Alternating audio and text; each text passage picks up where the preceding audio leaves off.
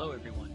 In this brief video, we would like to talk about the design of an experiment, including what makes it an experiment and the important characteristics to look for, and the relationship between experiments and cause and effect conclusions. Let's begin with an experiment conducted to determine the effect of nicotine lozenges and nicotine patches in helping smokers to quit.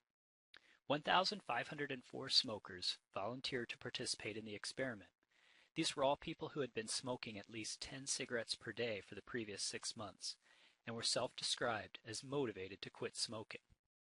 The volunteers were randomly assigned to one of 6 different treatment groups. Briefly, these were a nicotine patch group, a nicotine lozenge group, a combination patch plus lozenge group, a group that was treated with an antidepressant for which there was some previous evidence it had helped people quit smoking, a group that was given the lozenge plus the antidepressant, and a placebo group.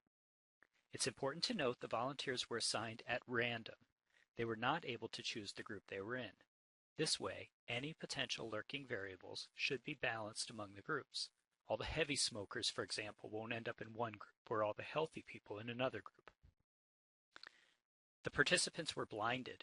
This means they didn't know which group they had been assigned to. How can this be achieved? Each participant must be given a pill, a lozenge, and a patch. Some of the pills, some of the lozenges, and some of the patches were placebos.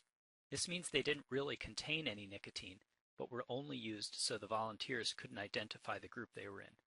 For example, in treatment group 2, the pill and patch would be placebos, but the lozenge would be real.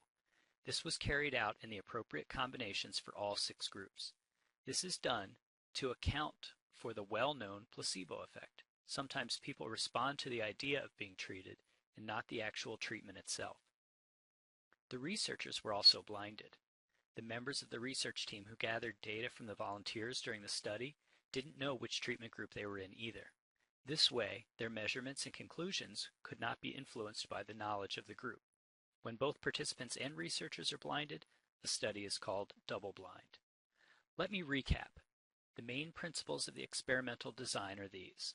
First, note the researchers are actively involved in the process, controlling the setting and conditions for the study. This is how we know it's an experiment. The researchers then make sure they randomize the volunteers into groups, establish a control group and other variations in the treatments so that there is a way to compare, and they ensure that the study is double-blind. It's not always possible to establish all these characteristics, but it is ideal if we can.